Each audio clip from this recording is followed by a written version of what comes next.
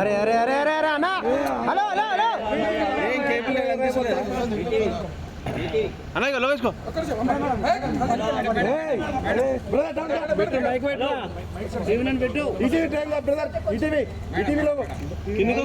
కింద కూర్చో వీరభద్ర, ముందుకెళ్ళు వెంకాదు.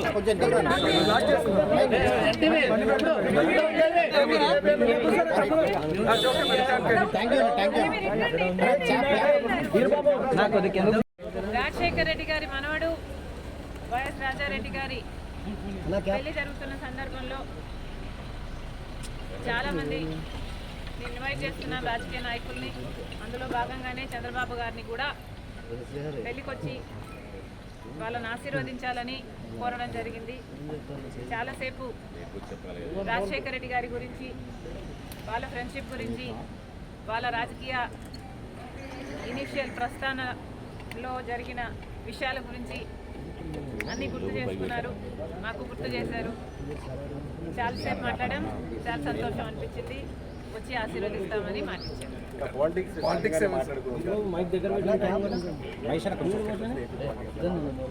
లేదమ్మా, యాక్చువల్లీ మోస్ట్లీ రాజశేఖర రెడ్డి గారి గురించే ఆయన ప్రస్తావించారు. ఇనీషియల్గా వాళ్ళు రాజకీయాలు మొదలు పెట్టినప్పుడు వాళ్ళిద్దరూ కలిసి ప్రయాణం చేశారు. పొద్దున్నుంచి సాయంత్రం వరకు వాళ్ళు కలిసే ఉన్నారు, జీప్లలో కలిసి తిరిగారు. ఇలాంటివన్నీ ఢిల్లీకి వెళ్ళారు. అప్పుడు చీఫ్ మినిస్టర్కి వాళ్ళిద్దరు కలిసి చేసిన ప్రయత్నాలు అయితేనేమి, ఇలాంటివన్నీ చెప్పుకుంటూ వచ్చారు.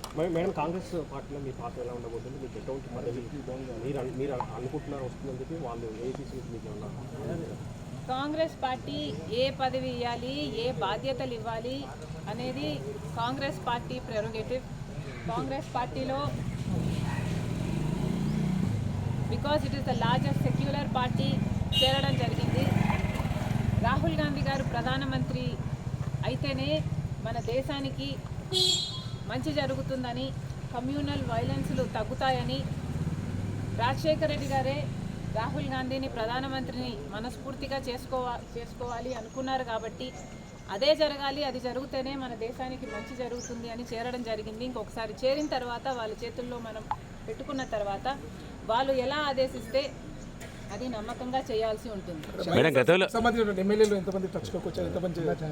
ఈ అన్ని రాజకీయాలు ఎట్లా డెవలప్ అవుతాయి, నాకు ఏ బాధ్యతలు ఇస్తారు అన్న దాని మీద డిపెండ్ అయి ఉంటుంది. So we should all wait and see.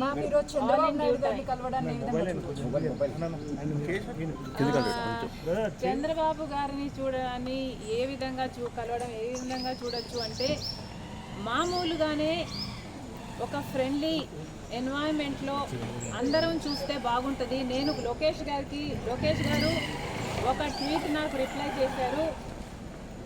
ఆ సందర్భాన్ని కూడా రాజకీయంగా చూడకండి. చంద్రబాబు గారికి ఒక క్రిస్మస్ కేక్ మాత్రమే పంపడం జరిగింది. ఒక కేకే కదండి, ఆ కేక్ క్రిస్మస్ కేక్ అంటే మేడం ఇప్పుడు మేడం ఈ చర్చ అంటే ఏంటంటే, లెట్ మీ ఫినిష్. ఆ కేక్ కూడా మేము ఒక చంద్రబాబు గారికే పంపలేదు, ఇక్కడ కేటీఆర్ గారికి, కవిత గారికి, హరీష్ రావు గారికి, ఇట్లాంటి వాళ్ళకు కూడా పంపడం జరిగింది. యాక్చువల్లీ ద బ్యాక్గ్రౌండ్ ఈస్, రాజకీయాలు అన్నది జీవితాలు కాదు, రాజకీయం అన్నది మా ప్రొఫెషన్. మేము ప్రజల కోసం చేస్తున్న ఒక సర్వీస్. ఆ క్రమంలో మేమందరము ఒకరిని ఒకరు మాటలు అనుకుంటుంటాం. మేము రాజకీయ ప్రత్యర్థులం కాబట్టి అనుకోవాల్సి వస్తుంది, అనాల్సి వస్తుంది. అలాంటి బిటర్నెస్, ఒక పండగ వస్తేనో ఏదైనా పెళ్ళి వస్తేనో వాళ్ళకు ఒక కేక్ పంపిస్తే ఆన్ అ ఫ్రెండ్లీ నోట్, పర్సనల్గా బిటర్నెస్ ఉండకూడదు, అందరం ఫ్రెండ్లీగా ప్రజల కోసం పనిచేయాలి అన్నది కాన్సెప్ట్. ఇప్పుడు కూడా చంద్రబాబు గారిని పెళ్లికి మాత్రమే పిలవడానికి వచ్చాము. ఇది పొలిటికల్ కానే కాదు. చంద్రబాబు గారు ఒక తెలుగుదేశం పార్టీకి నాయకుడు, నేను కాంగ్రెస్ పార్టీలో ఒక కార్యకర్తను. మాకు రాజకీయంగా ఏ లావాదేవీలు ఉండదో, ఉండకూడదో, ఉండబోవు కూడా. రాజశేఖర రెడ్డి గారు కూడా తన సొంత పిల్లల పెళ్లిళ్ళకు కూడా చంద్రబాబు గారిని ఇన్వైట్ చేయడం జరిగింది. చంద్రబాబు గారు కూడా రావటం జరిగింది, మమ్మల్ని ఆశీర్వదించడం జరిగింది. ఇదేమీ వింత కాదు, విచిత్రం కాదు. సో దీన్ని ఒక ఫ్రెండ్లీ ఎన్వైరన్మెంట్తో చూస్తే అందరికీ రాజకీయాల్లో షర్మిల పాత్ర ఉండబోదా?